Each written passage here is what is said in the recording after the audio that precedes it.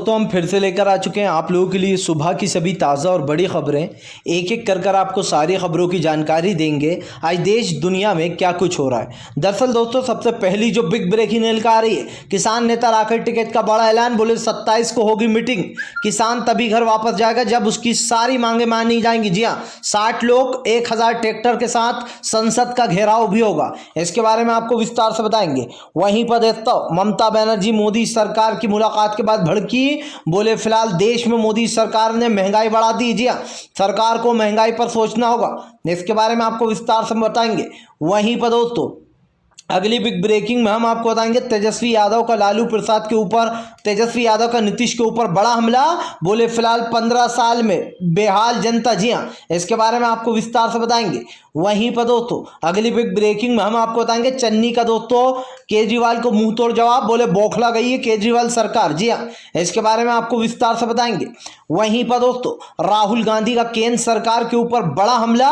बोले फिलहाल जारी है। जी हाँ, जारी है दोस्तों। आपको बता दें अच्छे दिनों की पर्दाफाश, इसके बारे में आपको बताएंगे कैसे राहुल ने मोदी सरकार को घेर लिया है। वहीं पर दोस्तों अगली बिग ब्रेकिंग में हम आपको बताएंगे दोस्तों, जी हाँ, दरअसल वैक्सीन को लेकर असदुद्दीन ओवैसी का बड़ा ऐलान। बोले फिलहाल जिन्होंने दूसरी डोज नहीं ली है वो सभी लोग दूसरी डोज ले लें।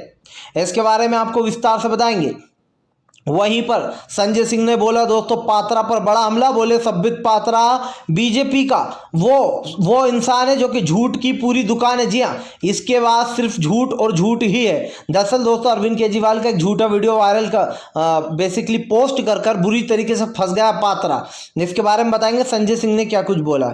वहीं पर दोस्तों अगली बिग ब्रेकिंग में हम आपको बताएंगे दोस्तों गौतम अडानी ने पछाड़ दिया दोस्तों अंबानी को। दरअसल गौतम अडानी की कुल जो है यहाँ पर फायदा जो हुआ है दोस्तों वो हैरान कर देने वाला है। मैं आपको बताऊंगा कैसे जो यहाँ पर गौतम अडानी ने जबरदस्त तरीके से पछाड़ दिया। वहीं पर दोस्तों अगली बिग ब्रेकिंग में हम आपको बताएंगे दोस्तों केजरीवाल बोले कांग्रेस के 25 विधायक हमारे संपर्क में हैं, लेकिन हमें कांग्रेस का कचरा नहीं चाहिए। अब आप सोचिए दोस्तों कि ये घमंड है केजरीवाल का या फिर उनके अंदर एक मैं आ गया है, जिसके बाद जमकर कांग्रेस ने हमला बोला। बोले पगलेट हो गए। जी हाँ, बौखला गए हार के डर से। इसके बारे में भी आपको विस्तार से बताएंगे। वहीं पर दोस्तों अगली बिग ब्रेकिंग में हम आपको बताएंगे दोस्तों, जी हाँ, आरजेडी के हुए 25 साल पूरे, लालू प्रसाद यादव ने भरी हुंकार। इसके बारे में आपको विस्तार से बताएंगे। वहीं पर दोस्तों अखिलेश यादव का बड़ा ऐलान। बोले सत्ता में आते से ही 25-25 लाख रुपए दिए जाएंगे शहीद किसानों के परिवार को। जी हाँ, पहले से ही ऐलान कर दिया अखिलेश ने। इसके बारे में आपको विस्तार से बताएंगे। वहीं पर दोस्तों बहुत हो गई जी हाँ जीएसटी की मार, अब और नहीं मोदी सरकार, जमकर भड़के राहुल। इसके बारे में भी आपको विस्तार से बताएंगे। वहीं पर दोस्तों अगली बिग ब्रेकिंग में हम आपको बताएंगे दोस्तों, जी हाँ, दरअसल आपको बता दें एक बार फिर से प्रियंका गांधी ने निकाली मोदी सरकार पर भड़ास। बोले देश में महंगाई बढ़ाकर आखिर क्या करना चाह रहे हैं प्रधानमंत्री नरेंद्र मोदी। देश की जनता पूछ रही है कहां गए अच्छे दिन। इसके बारे में भी आपको विस्तार से बताएंगे। तो सारी खबरें दोस्तों एक एक कर देंगे। फिलहाल चलिए बढ़ते हैं सबसे पहली और सबसे बड़ी खबर की ओर। तो दोस्तों आपको बता दें सबसे पहली जो बिग ब्रेकिंग न्यूज़ आ रही, किसान नेता राकेश टिकैत का मोदी सरकार पर बड़ा हमला। बोले फिलहाल जब तक किसानों की सारी मांगे नहीं मान लेती सरकार तब तक मीटिंगें होंगी। दरअसल 27 को किसानों की मीटिंग है। राकेश टिकैत ने कहा 27 में मीटिंग में यह फैसला लिया जाएगा कि फिलहाल 29 को क्या करना है और कैसे संसद का घेराव करना है। राकेश टिकैत ने कहा हमें सरकार से कोई परेशानी नहीं है, अगर सरकार हमारी बात मानती है तो हम ये आंदोलन उसी दिन ख़त्म कर देंगे जिस दिन सरकार ने ये कृषि कानून का ख़त्म कर दिया और हमारी सारी मांगे मान ली। राकेश टिकैत ने कहा कि यह आंदोलन तब तक इसी तरीके से जारी रहने वाला है जब तक कि सरकार किसानों की और मांगे नहीं मान लेती। किसान नेता राकेश टिकैत ने कहा कि एमएसपी सबसे बड़ा सवाल है किसान के लिए, और अगर एमएसपी नहीं दी जाएगी तो फिर किसान घर भी वापस नहीं जाएगा। राकेश टिकैत ने कहा कि सरकार बार बार किसानों को झांसा दे रही है कि फिलहाल एमएसपी पर बात होगी, ऐसे काम नहीं चलने वाला। राकेश टिकैत ने कहा कि फिलहाल 60 लोग 1000 ट्रैक्टर के साथ संसद का घेराव करेंगे।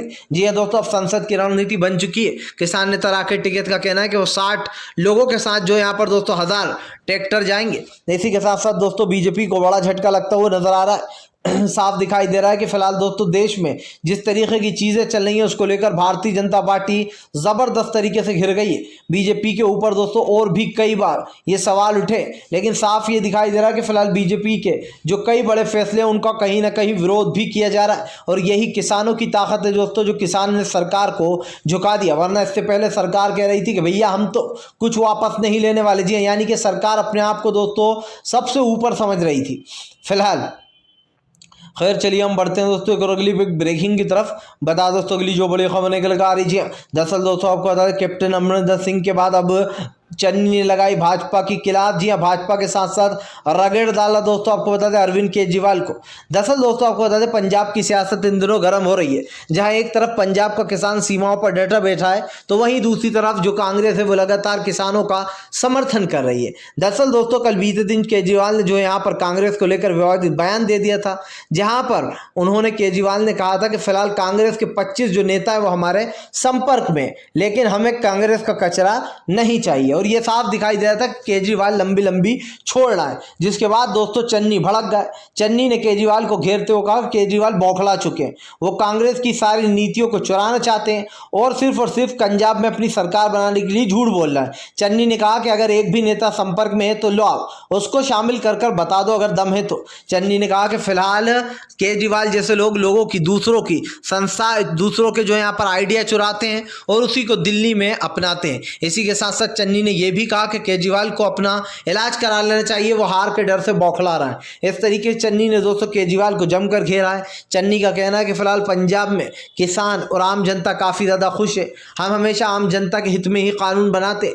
आपको बताता चलूँ चन्नी ने कहा अगर बीजेपी और केजरीवाल आ गए तो समझ लेना कि फिलहाल ये भी केजरीवाल भी बीजेपी की बी पार्टी ही है, ये भी बीजेपी की तरह ही रूल्स बनाएंगे, लोगों को परेशान करेंगे। जी हाँ, इस तरीके चन्नी ने केजरीवाल की धज्जियां उड़ा डाली है। साफ दिखाई दे रहा है दोस्तों इन दिनों पंजाब की राजनीति गर्म हो चुकी है फिलहाल। चलिए हम बढ़ते हैं दोस्तों और अगली बिग ब्रेकिंग की तरफ। बता दोस्तों अगली जो बड़ी खबर निकल कर आ रही, राहुल गांधी का केंद्र सरकार के ऊपर बड़ा हमला। दरअसल दोस्तों जीएसटी के टैक्स को लेकर राहुल गांधी ने जो यहाँ पर एक और ट्वीट कर दिया। राहुल गांधी ने कहा कि जीएसटी में बढ़त जारी है, जो यहाँ पर अच्छे दिनों का पर्दाफाश। इस तरीके से राहुल गांधी ने एक ट्वीट लिखा, जिसके बाद सोशल मीडिया पर राहुल का ये ट्वीट वायरल हो गया। आपको बताता चले दोस्तों राहुल गांधी लगातार केंद्र सरकार को महंगाई के मुद्दे पर घेर रहे हैं। साफ दिखाई दे रहा है देश में बढ़ती महंगाई, बढ़ते पेट्रोल डीजल और गैस के दामों को लेकर सरकार घिरती चली जा रही है। राहुल गांधी ने कहा कि केंद्र सरकार अच्छे से जानती है देश में इस वक्त किस तरीके का माहौल बनाया जा रहा है और देश में किस तरीके की चीज़ें चल रही हैं। राहुल गांधी ने कहा कि केंद्र सरकार सिर्फ एक सवाल का जवाब दे कि क्या वो देश में जो हो रहा है उस चीज़ों को नज़रअंदाज कर आगे बढ़ेगी। राहुल ने कहा कि फिलहाल प्रधानमंत्री नरेंद्र मोदी ने देश से कहा था कि मोदी जी आने वाले हैं अच्छे दिन लाने वाले, लेकिन वो अच्छे दिन किधर हैं। पेट्रोल के दाम आज लगातार 116 के पार चले गए हैं। राहुल ने कहा डीजल के दाम भी 103 के पार हैं। प्रधानमंत्री नरेंद्र मोदी ने देश की जनता को ये जुमला दिया था कि मोदी जी आने वाले हैं अच्छे दिन वाले हैं, लेकिन वो दिन कहाँ गए। राहुल ने कहा कि प्रधानमंत्री को लगता है कि पेट्रोल डीजल पर 5-10 रुपये करने से देश की आर्थिक अर्थव्यवस्था सुधर जाएगी, लेकिन राहुल ने कहा कि प्रधानमंत्री भूल रहे हैं देश का इस वक्त क्या हालात हो रहा है और देश के इस हालात के जिम्मेदार प्रधानमंत्री नरेंद्र मोदी ही हैं। राहुल ने कहा कि अगर प्रधानमंत्री ये नहीं समझ सकते कि देश किस परिस्थितियों से गुजर रहा है तो फिर प्रधानमंत्री को कोई हक नहीं है ये कहने का कि फिलहाल हम गरीबी पर काम कर रहे हैं। यानी कि दोस्तों लगातार प्रधानमंत्री नरेंद्र मोदी ने सत्ता में आने से पहले जो भी वादे देश की जनता से किए था वो एक भी वादा पूरा नहीं हुआ। आप उठा के देख लीजिए, हर साल 1 करोड़ लोगों को नौकरियां दूंगा, नहीं मिली। मोदी जी आने वाले अच्छे दिन लाने वाले, नहीं हुआ। प्रधानमंत्री ने कहा था मैं पेट्रोल डीजल के दाम इतने कम कर दूंगा कि आप हैरान हो जाओगे, जिसके बाद दोस्तों लोगों ने देखा कि प्रधानमंत्री ने पेट्रोल डीजल के दाम इतने महंगे कर दिए कि लोग आज पेट्रोल और डीजल डलवाने से भी डरते हैं। तो कहीं ना कहीं दोस्तों सरकार की जो झूठ है, जो पर्दाफाश है, वो साफ दिखाई दे रहा है फिलहाल। खैर चलिए हम बढ़ते हैं दोस्तों एक अगली बिग ब्रेकिंग की तरफ। बता दोस्तों के लिए जो बड़ी खबर निकल आ रही जी। दरअसल दोस्तों आपको बता दें अब राहुल गांधी ने बोला प्रधानमंत्री नरेंद्र मोदी के बाद दोस्तों अब आपको बता दें अखिलेश यादव का जमकर हमला योगी आदित्यनाथ के ऊपर। बोले फिलहाल बाबा ये जवाब दे कि फिलहाल जिन किसानों ने अपने लोगों को खोया है उनको क्या मिलने वाला है। जी हाँ, उनको मुआवजा भी दिया जाएगा या फिर नहीं। दरअसल दोस्तों अखिलेश यादव का कहना है कि जो भी किसान भाई दोस्तों शहीद हो गए, अब अखिलेश यादव ने बड़ा ऐलान कर दिया। उनका कहना है कि जैसे ही सत्ता में आएंगे शहीद किसानों के परिवार को 25-25 लाख रुपए की रकम दी जाएगी। दरअसल दोस्तों अखिलेश ने सबसे पहले ये ऐलान कर दिया कि फिलहाल उन किसानों को 25-25 लाख रुपए दिया जाएगा जिन्होंने भी अपनों को खो दिया। दरअसल दोस्तों इस कृषि कानून के चलते कई किसान जो यहाँ पर शहीद हो गए और शहीद किसानों को दोस्तों योगी आदित्यनाथ द्वारा कुछ भी नहीं दिया गया, जिसके बाद दोस्तों अखिलेश ने यह बड़ा बयान दिया है और अखिलेश ने साफ बोला कि फिलहाल वो उन किसानों को पैसा देंगे, उन किसानों की हेल्प करेंगे जिन्होंने भी अपनों को खो दिया। दरअसल दोस्तों इस वक्त साफ दिखाई दे रहा है कि देश की जनता काफ़ी परेशानी में है और ख़ास कर किसान तो बहुत ही परेशान है, क्योंकि दोस्तों धारदार कार से किसानों को कुचल दिया जाता है, लेकिन अजय मिश्रा जैसे लोगों को अभी तक ना ही बर्खास्त किया गया है ना ही जेल भेजा गया। अखिलेश ने कहा कि सबसे पहले तो उत्तर प्रदेश की कानून व्यवस्था सुधारना होगी। कानून व्यवस्था के साथ साथ अखिलेश ने कहा कि उन सभी परिवारों को 25-25 लाख रुपये दिए जाएंगे जिन्होंने अपनों को खो दिया। दोस्तों अखिलेश के इस बयान के बाद बीजेपी बैकफुट पर आ गई है। साफ दिखाई दे रहा है दोस्तों कि अखिलेश यादव जो है वो पूरी तरीके से ये बोल चुके हैं कि फिलहाल भारतीय जनता पार्टी जो भी कर रही है उसके खिलाफ वो कहीं ना कहीं आंदोलन तेज कर रहा है। और अखिलेश ने किसानों को ये वादा किया है कि वो किसान भाइयों के साथ हैं। दोस्तों इस बात को झुटलाया नहीं जा सकता कि प्रधानमंत्री नरेंद्र मोदी और योगी आदित्यनाथ दोनों एक ही लाइन पर चल रहे हैं, यानी कि दोनों किसानों को बेवकूफ़ समझते हैं या फिर बेवकूफ़ बनाने की कोशिश करते हैं, क्योंकि जिस तरीके से अजय मिश्रा अभी तक पोस्ट पर बना हुआ है इससे ये साफ दिखाई दे रहा है। दोस्तों साफ दिखाई दे रहा है कि किसानों के मुद्दे पर अखिलेश यादव किसानों के साथ है और वो किसानों का समर्थन भी कर रहे हैं। फिलहाल खैर चलिए हम बढ़ते हैं दोस्तों एक और अगली बिग ब्रेकिंग की तरफ। बता दोस्तों अगली जो बड़ी खबर निकल कर आ रही है आपको बता दोस्तों तेजस्वी यादव का नीतीश के ऊपर बड़ा हमला। जी हाँ, दरअसल दोस्तों तेजस्वी यादव ने एक मुहावरा लिखा।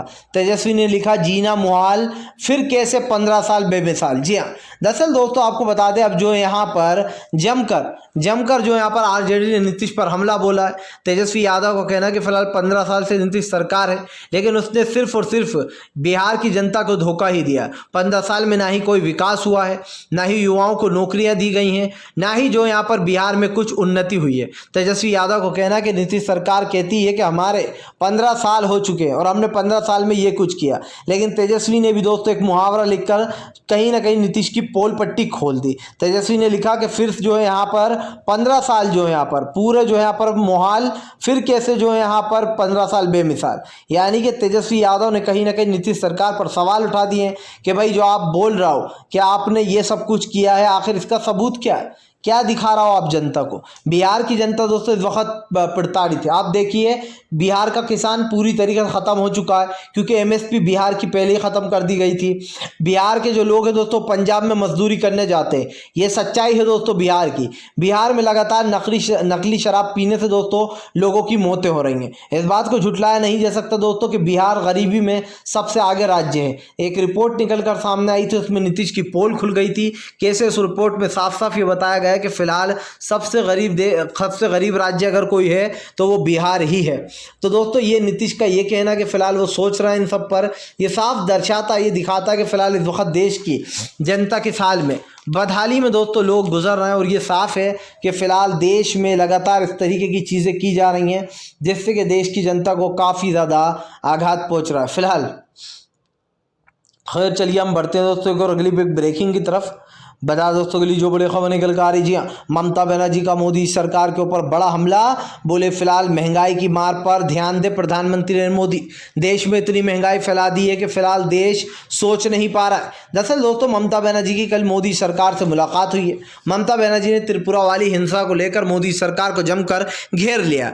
ममता बनर्जी ने कहा कि फिलहाल हमारी मुलाकात हुई और हमने उसी मुद्दे पर बात की जो त्रिपुरा में हिंसा हुई है। ममता बनर्जी ने कहा कि अगर इस तरीके से हिंसा होगी तो फिलहाल सहन नहीं किया जाएगा। टीएमसी के कार्यकर्ताओं के ऊपर पत्थरबाजी की गई है। खुद दोस्तों आपको बता दें ममता बनर्जी के भतीजे जो हैं अभिषेक बनर्जी, उनके ऊपर भी पत्थरबाजी की गई। वो तो अच्छा था कि उनकी कार जो थी वो बुलेट प्रूफ कांच प्रूफ थी। तो कहीं ना कहीं दोस्तों ये साफ दिखाई दे रहा है कि इस वक्त अखिलेश यादव को अखिलेश बोल रहा हूँ कि ममता बनर्जी और टीएमसी को जानबूझकर दोस्तों कहीं ना कहीं घुसने नहीं दिया जा रहा है, क्योंकि त्रिपुरा में दोस्तों इस बार ममता बनर्जी अपना पूरा जोर लगा रही हैं। ये साफ दिखाई दे रहा है कि त्रिपुरा में ममता अपनी सरकार बनाने की पूरी होड़ में लग गई हैं।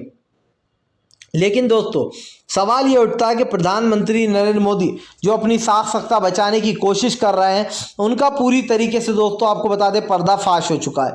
और क्यों हो चुका है दोस्तों?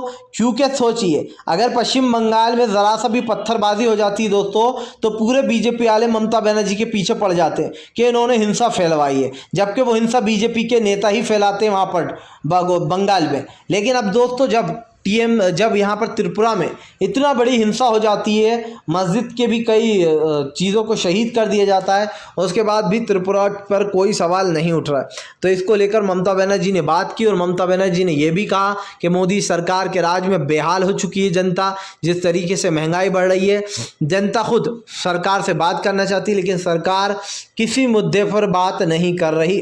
तो अब दोस्तों आप समझिए कि जनता जो है वो प्रधानमंत्री नरेंद्र मोदी से सवाल पूछ रही है कि भैया हो क्या रहा है, चल क्या रहा है, लेकिन नरेंद्र मोदी दोस्तों उन सवालों का जवाब नहीं दे रहा है फिलहाल। खैर चलिए हम बढ़ते हैं दोस्तों एक और अगली बिग ब्रेकिंग की तरफ। बता दोस्तों अगली जो बड़ी खबर निकल कर आ रही, सुब्रमण्यम स्वामी ने दिया भाजपा को बड़ा झटका, जल्द होंगे दोस्तों टीएमसी में शामिल। दरअसल दोस्तों सुब्रमण्यम स्वामी के जो सुर थे वो तो पहले ही बागी हो गए थे और बीजेपी के खिलाफ ही दोस्तों सुब्रमण्यम स्वामी सारा सच बोल देते हैं। सुब्रमण्यम स्वामी की एक क्वालिटी दोस्तों मुझे बहुत पसंद है, वो एक ऐसे दिग्गज नेता है दोस्तों जो बीजेपी में रहकर भी बीजेपी की बुराई करने से बाज नहीं आते।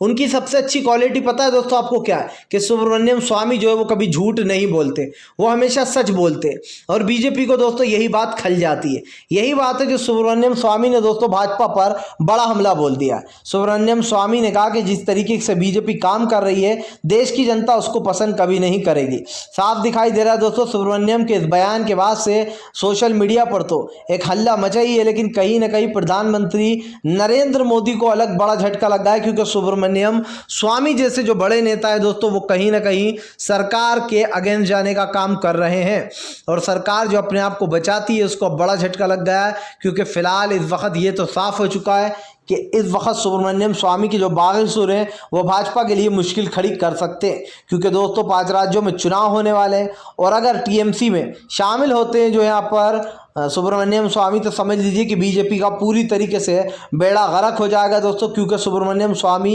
एक दिग्गज नेता है और दिग्गज नेता का टीएमसी में जाने का मतलब भी समझ लीजिए दोस्तों कि जितने अच्छा ममता बनर्जी की दोस्तों आपको एक बात तो मानना पड़ेगी कि ममता बनर्जी जिनको भी अपनी पार्टी में रखती हैं बड़ा देख संभाल कर, और सबसे बड़ी खासियत यह कि ममता बनर्जी उन लोगों को रखती है जो लोग हमेशा से कहीं ना कहीं बीजेपी की आलोचना करते आए और सच्चाई बोलते आए, इसीलिए टीएमसी मजबूत है एक तरीके से फिलहाल। खैर चलिए हम बढ़ते हैं दोस्तों एक और अगली बिग ब्रेकिंग की तरफ। बता दोस्तों अगली जो बड़ी खबर निकल कर आ रही है, असदुद्दीन ओवैसी की सबसे अपील, बोले जिन लोग ने वैक्सीन का दूसरा डोज नहीं लिया है वो कृपया दूसरा डोज ले लें। दरअसल दोस्तों आपको बता दें अब जो यहाँ पर ज़बरदस्त तरीके से सरकार के ऊपर बड़ा झटका लग गया है। यहाँ पर आपको बताता चलूँ दोस्तों, यहाँ पर सीधे सीधे वैक्सीन को लेकर असदुद्दीन ओवैसी ने बड़ी बात बोल दी है। ओवैसी का कहना है कि फिलहाल वो सभी लोग वैक्सीन ले लें 18 साल के ऊपर लोग जिन्होंने अभी तक वैक्सीन का दूसरा डोज नहीं लिया। दरअसल दोस्तों आपको बता दें वैक्सीन को लेकर सलमान खान ने भी एक वीडियो जारी किया था, क्योंकि बताया जा रहा था कि मुस्लिमों में सबसे कम वैक्सीन लगी है। लेकिन दोस्तों जब एक डेटा निकल कर सामने आया तो उसमें पता चला कि ऐसी कोई बात नहीं है, मुस्लिम और हिंदू सभी ने वैक्सीन को एक कम मात्रा में ही लिया है। तो सबसे ये अपील की जा रही है हमारे मुस्लिम भाइयों से, हिंदू भाइयों से, सबके धर्म के लोग आ रहे हैं आगे कि भैया वैक्सीन लगवा लो। तो दोस्तों अगर आपने भी वैक्सीन नहीं लगवाई है तो लगवा लीजिए फिलहाल। खैर चलिए हम बढ़ते हैं दोस्तों एक और अगली बिग ब्रेकिंग की तरफ। बता दोस्तों अगली जो बड़ी खबर निकल कर आ रही दोस्तों, गौतम अडानी ने पछाड़ा अंबानी को, जी मुकेश अंबानी को। दरअसल दोस्तों बधाई हो, मोदी सरकार ने गरीबों के लिए भले ही कुछ ना किया हो दोस्तों, लेकिन अडानी और अंबानी की संपत्ति बढ़ा दी। जी हाँ दोस्तों, एक रिपोर्ट निकल कर सामने आई है जिसमें गौतम अडानी ने अब भाई यहाँ पर अंबानी को भी पछाड़ दिया, मुकेश अंबानी रिलायंस को। तो क्या है मामला? दरअसल दोस्तों आपको बता दें गौतम अडानी ने इस साल के अंदर दोस्तों आपको बता दें 16 लाख करोड़ जो है यहाँ पर मार्केट कैप लगाया, यानी कि 16 लाख करोड़ दोस्तों मार्केट कैप। अब आप समझिए वहीं अंबानी का जो है 15 लाख मार्केट कैप है। अब आप समझिए गौतम अडानी पछाड़ते हुए जो यहाँ पर मुकेश को आगे निकल गए। साफ दिखाई दे रहा है दोस्तों मोदी के राज में किसी के लिए कुछ हुआ हो या ना हुआ हो, लेकिन अडानी और अंबानी की संपत्तियां बढ़ी हैं और वो भी बड़े ही जोरों शोरों से। अब आप समझ सकते हैं दोस्तों 15 लाख करोड़ एक साल में कितना होता है दोस्तों, आप जोड़ने जाएंगे तो शायद आप भूल जाएंगे। लेकिन आप समझिए, यही पैसा अगर आम जनता की कमाई बढ़ती तो कितनी खुशी होती। लेकिन भाई उन लोगों की जेबें भरी जा रही हैं जिनकी पहले से ही जेबें फुल हैं, क्योंकि भाई मोदी जी के प्रचार में पैसा जो लगाते हैं ये लोग। फिलहाल अगर आपको वीडियो पसंद आए तो लाइक कीजिए, चैनल पे पहली बार आए तो सब्सक्राइब कीजिए। सब्सक्राइब करने के साथ साथ पास में एक घंटी आएगी दोस्तों, उसको ऑल नोटिफिकेशन पर दबाइए ताकि हमारे हर वीडियो की अपडेट आपको मिल पाए और हम इसी तरीके की वीडियोस दोस्तों आपके लिए लाते रहें, क्योंकि हमारा एकमात्र चैनल ऐसा जो आपके सामने सिर्फ सच्चाई ही लेकर आता है।